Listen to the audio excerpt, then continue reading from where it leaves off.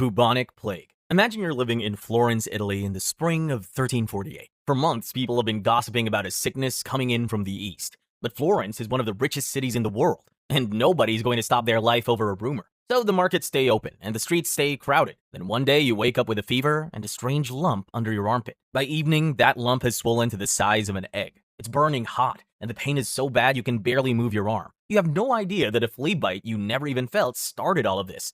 And the flea brought tiny bacteria that outmaneuvered your entire immune system. The bacteria behind bubonic plague is called Yersinia pestis. See, when something harmful enters your body, your immune system immediately sends out destroyer cells to destroy the threat. But Yersinia pestis has a way around that. When one of those destroyer cells swallows the bacteria, instead of dying, the bacteria pulls out a set of tools to counter it. One tool injects a paralyzing chemical into the cell that switches it off before it can warn the rest of the body. Another tool wraps the bacteria in a kind of invisibility cloak, so other immune cells don't recognize it as a threat. So instead of being killed, the bacteria survive, multiply inside the very cell that was supposed to destroy them, and quietly spread deeper into the body without triggering any alarm. They eventually reach the nearest lymph node. It's basically a security checkpoint in your body that catches and destroys anything dangerous. But because the bacteria has already disabled so many of the immune system's warning signals on the way there, the lymph node doesn't realize how serious the situation is until the bacteria are already multiplying inside it at full speed.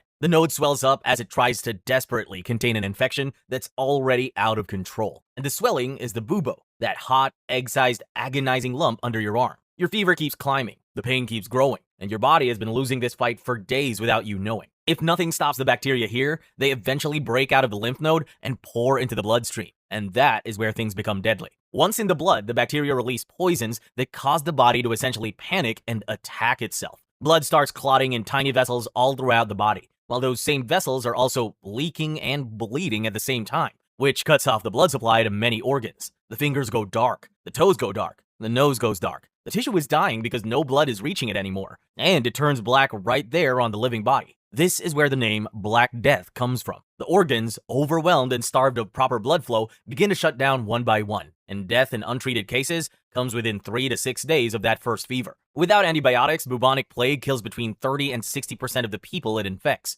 If caught early with the right medication, most people survive. But without treatment, the time between the first fever and death hasn't changed in 600 years.